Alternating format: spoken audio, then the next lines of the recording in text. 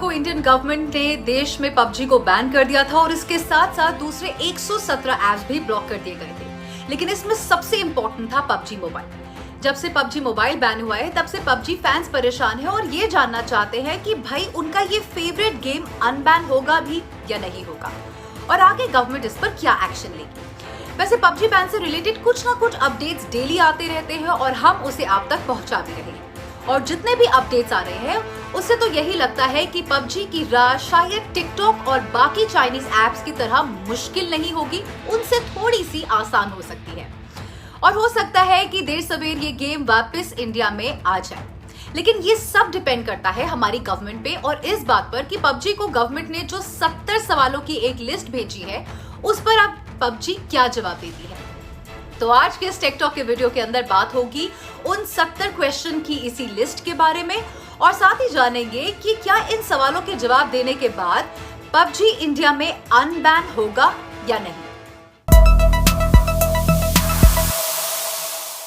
यहाँ पर आप एक बात याद रखिए कि गवर्नमेंट जब किसी भी ऐप को ब्लॉक या बैन करती है तो इनिशियली वो एक इंटरिम बैन होता है, यानी किसी भी ऐप को परमानेंटली बैन नहीं किया जाता है।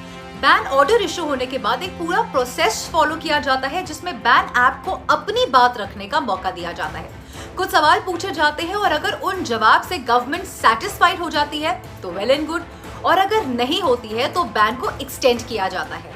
चलिए अब जानते हैं कि ऐप्स के बैन और अनबैन होने पर एक्सपर्ट्स की क्या राय है।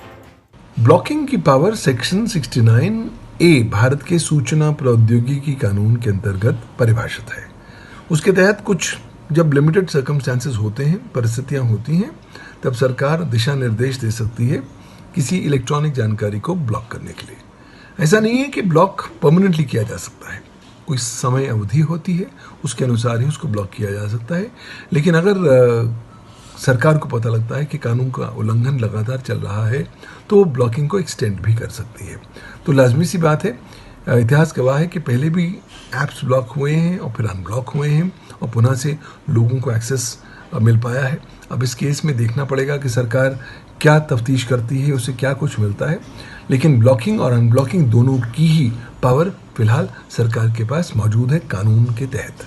आपको याद ही होगा जून में जब गवर्नमेंट ने टिकटॉक और बाकी चाइनीज ऐप्स पर बैन लगाया था तो कुछ ही दिन बाद 79 क्वेश्चंस की एक लिस्ट इन ऐप्स को भेजी गई थी और उनसे 22 जुलाई तक इन सभी सवालों के जवाब देने को कहा गया था। बिल्कुल इसी तरह पबजी का भी यही केस है। जब 2 सितंबर को पबजी को गवर्नमेंट ने बैन कर दिया था तो अकॉर्डिंग टू रिपोर्ट्स पबजी को भी 70 क्वेश्चंस की एक लिस्ट दी गई है और कंपनी से उस पर जवाब मांगा गया है।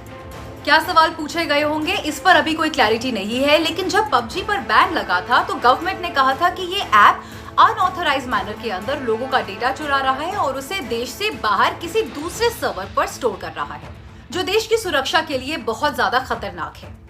तो ऑफ कोर्स इन 70 सवालों के अंदर ये भी पूछा गया होगा कि इंडियन पबजी यूजर्स का जो डेटा है वो किन सर्वर्स पर स्टोर होता है, वो कहां पर बेस्ड है और उस डेटा को कौन कौन एक्सेस कर सकता है।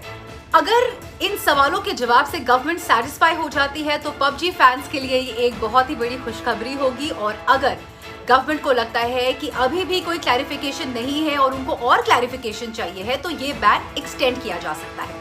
So it completely depends on the government, but PUBG वालों के लिए एक अच्छी बात ये है कि क्योंकि पबजी 100% चाइनीज ऐप नहीं है तो शायद कंपनी गवर्नमेंट को कन्विंस करने में थोड़ी आसानी हो सकती है।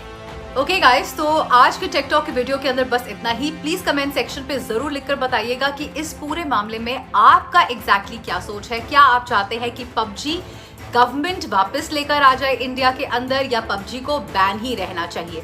Whatever your thoughts are, please comment section पे जरूर लिखकर बताइए।